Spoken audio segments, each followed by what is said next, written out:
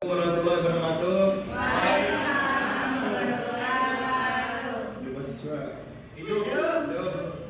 Oke, kami dari kelompok 1 ingin menjelaskan tentang kerajaan Pajajaran ya. Kita mulai dari apa itu kerajaan Pajajaran ya. Kerajaan Pajajaran adalah kerajaan yang bercorak Hindu dan Buddha yang berada di tanah Jawa Barat pada tahun kurang lebih 923 Masehi. Kerajaan ini didirikan oleh Jaya Bupati dan mencapai masa kejayaannya di daerah Prabu Siliwangi atau Sri Badu. Kalau nama lainnya itu Sri Baduga Maharaja 1482 sampai dengan 1521 Masehi dia memerintah. Kayak kerajaan Pajajaran ini juga dikenal dengan nama Kerajaan Sunda, Negeri Sunda atau Pasundan. Kata Pajajaran berarti artinya itu berdiri sejajar atau imbang.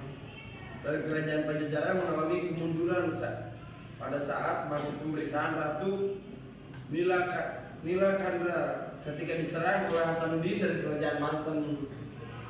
Ratu Nilakandra kabur dan melepaskan jabatannya. Disitulah kerajaan Hasanuddin menguasai kerajaan Pajajaran gitu. Terus itu mungkin sekian dari saya. Ada pemaparan dari Abbas, disilakan.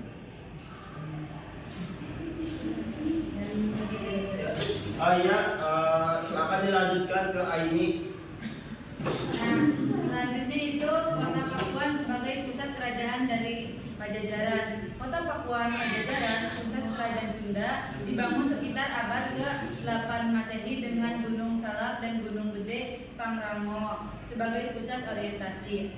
Keraton Suradipati terletak di sisi selatan kota Pakuan Pajajaran yang dianggap paling sakral. Maharaja Tarusbawa itu pada tahun 669 sampai 723 menjadikan Pakuan pusat kerajaan. Kota ini mengalami masa kejayaan pada pemerintahan Sri Baduga Maharaja itu pada tahun 1482 sampai 1521.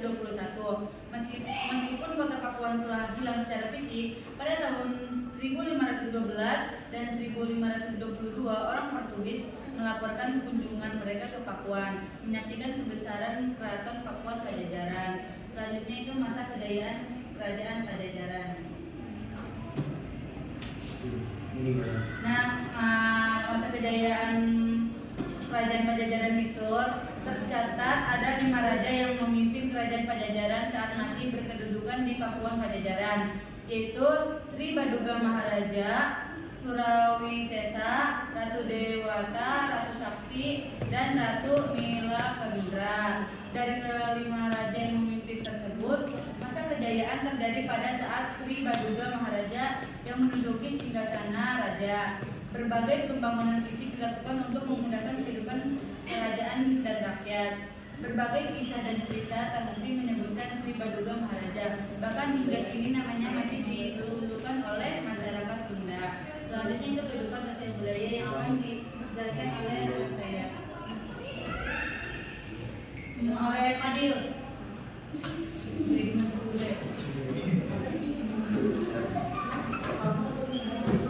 Oke, saya akan menjelaskan kehidupan sosial budaya pada masa kerajaan Pajajaran atau bisa disebut kerajaan Sunda.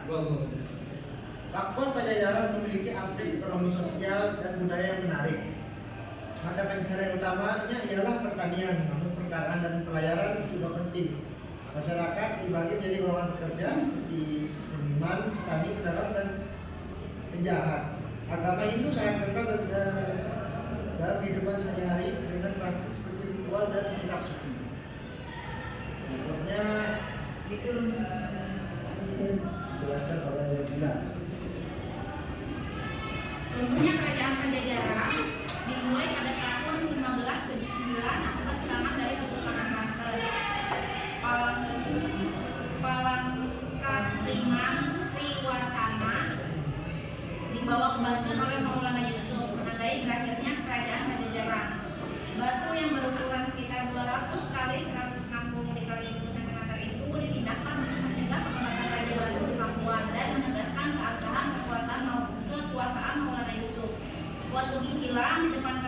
Surasowan di Banten adalah Palembang tersebut. Orang Baduy adalah keturunan pegawai sah kerajaan Pajajaran yang menetap di Cibeo, Lebak, Banten. Konflik antara Pajajaran dan Banten sudah lama terjadi sejak pemerintahan Sri Baduga Maharaja, dan hubungan dengan Sultan Banten dimulai pada tahun 1482. Oke, baik, jadi peninggalan-peninggalan dari kerajaan Pajajaran salah satunya yaitu prasasti Cikapundung, ditemukan di sekitar Sungai Cikapundung, Bandung pada 8 Oktober 2010. Berisi tulisan Sunda kuno dari abad ke-14 serta gambar telapak tangan, wajah, dan kaki. Peneliti Lutfi Yodri dari Balai Arkeolog Bandung menyatakan prasasti ini sebagai prasasti Cikapundung. Prasasti Hulu, dan yaitu ada prasasti Hulu Daya ditemukan di sawah di kampung Hulu Daya, Cirebon, dengan isi tentang Sri Maharaja Ratu Haji di Pakuan, Sia Sang Ratu Dewata. Selanjutnya itu prasasti Datar ditemukan di perkebunan kopi Pasir Datar di Sukabumi tahun 1872. Namun belum ditranskripsikan, sudah disimpan di Museum Jakarta. Lalu ada prasasti Hulu Daya yang lebih detailnya.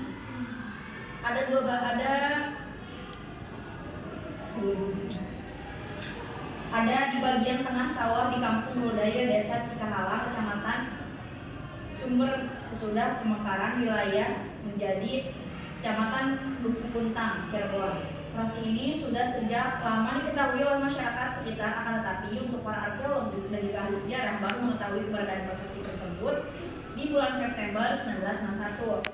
Isi prasasti tersebut terdiri dari 11 baris tulisan beraksara serta bahasa Sunda kuno. Akan tetapi batu prasasti tersebut ditemukan dalam keadaan yang sudah tidak utuh dan membuat beberapa aksara juga ikut hilang.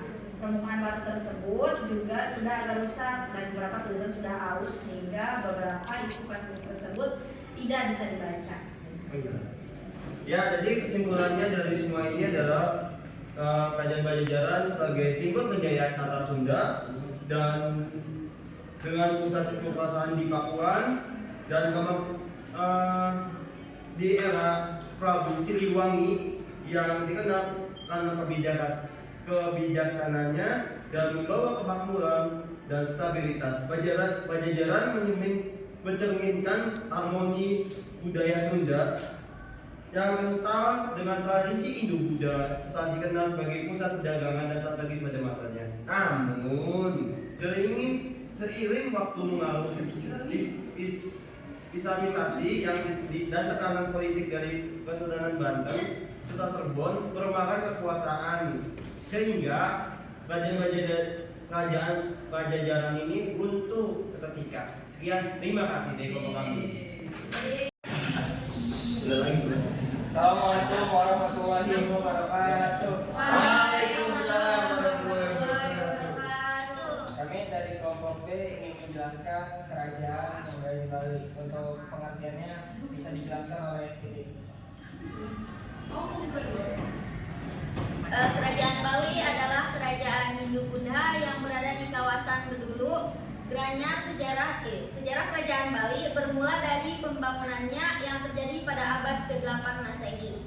Semula nama kerajaan ini adalah Kerajaan Bedahulu. Pendiri kerajaan Bali yaitu Sri Kesari Warmadewa yang berasal dari dinasti Warmadewa. Sejak awal berdirinya kerajaan ini, pemerintahan dipegang oleh sejumlah keluarga raja.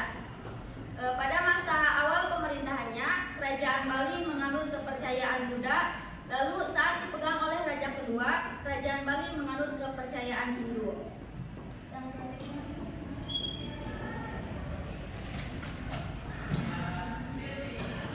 Selanjutnya ada masa kejayaan kerajaan Bali. Masa kejayaan kerajaan Bali berada di bawah kepemimpinan Raja Dharma Udayana Marwadewa selaku raja ke-7. Pada masa pemerintahannya, kerajaan Bali mengalami perkembangan di bidang pertanian. Hal itu membuat kondisi perekonomian kerajaan Bali terus meningkat. Bukan hanya di bidang pertanian, tetapi bidang politik dan militer kerajaan Bali juga semakin kuat, sehingga pertahanannya aman.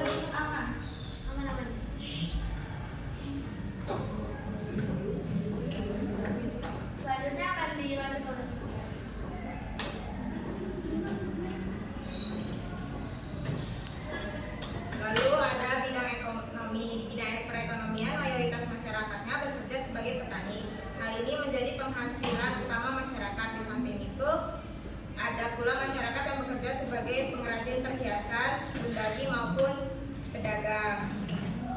Lalu ada sosial budaya. Kehidupan sosial budaya pada masa kerajaan Bali mengalami perkembangan yang pesat pada bidang kesenian, misalnya berkembang sistem kesenian rakyat serta keraton. Di samping itu, masyarakat Hindu Bali juga menerapkan sistem kasta sebagai sistem kemasyarakatannya. Sistem ini membagi masyarakat ke dalam beberapa golongan sosial.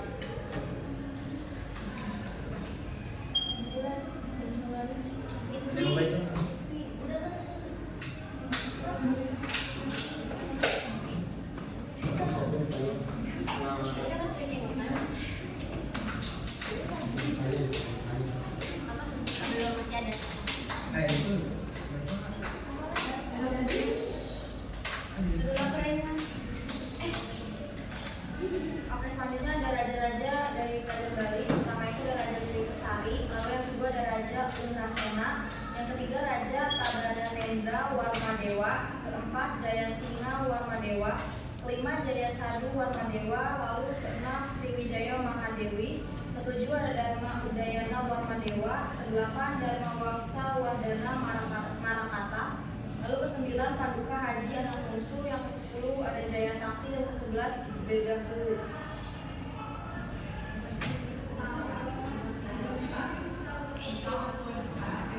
Kehidupan sosial. Jika Bali jatuh ke tangan Majapahit, kehidupan sosial terdiri dari bangsawan Jawa dan para pembesar kerajaan. Sedangkan rakyat Bali dianggap sebagai raja jajahan yang tidak memiliki kekuasaan apa-apa. Di samping itu, terdapat pula istilah Jero dan Jaba yang membedakan golongan aman yang di dalam atau yang di luar puri atau keraton. Selanjutnya akan dijelaskan oleh saya.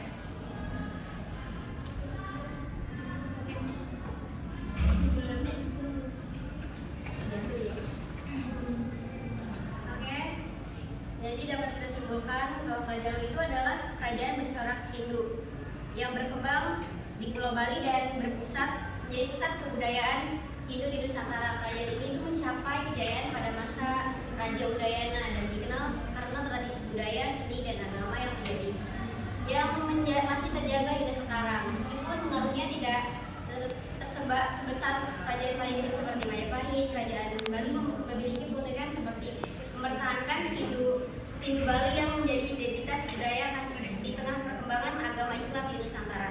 Warisan budaya kerajaan ini seperti pura, sistem adat, dan seni masih menjadi bagian penting dari kehidupan masyarakat Bali hingga sekarang. Akhir. Ya, berikut hasil diskusi dan materi yang bisa kami sampaikan. Ada yang ingin ditanyakan? Ya, Pak Tur, silakan.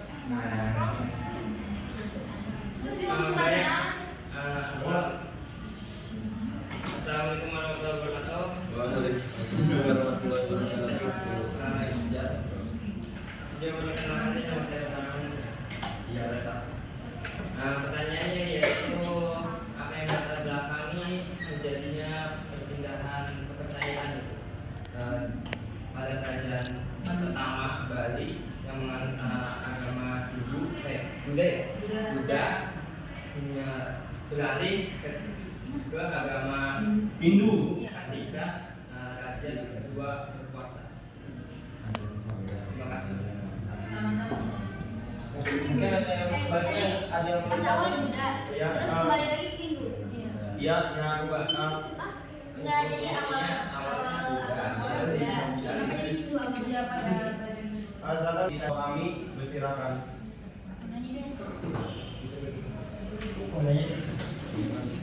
Apa yang menjadi tujuan Pajajaran dalam menyambut kedatangan Portugis pada tahun 1522? apa tujuan? apa tujuan Pajajaran Menyambut bangsa Portugis pada tahun 1522.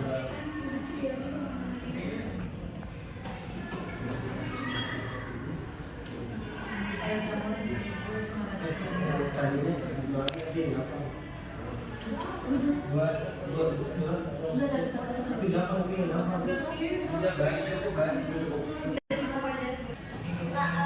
Pertanyaannya kan bagaimana apa yang latar belakangi perpindahan kepercayaan pada kerajaan Bali yang awalnya menganut agama Buddha menjadi agama Hindu. Jadi itu karena adanya pengaruh waktu itu tuh Majapahit mengalami kemunduran karena mulai kehilangan kekuasaan pas Islam masuk ke Pulau Jawa. Jadi para penguasa Bali yang berasal dari Majapahit itu bawa tradisi dan praktik Hindu yang kemudian diterima sama diadaptasi oleh rakyat-rakyat yang ada di Bali. Hubungannya dengan raja yang kedua. Itu alasan kenapa Pajajaran itu menyebut Portugis tahun 1902 karena untuk melindungi mendapatkan perlindungan dari Portugis terhadap dari kerajaan Banten, Sunan Banten yang waktu itu Sunda Kelapa itu tuh jadi peruntukannya.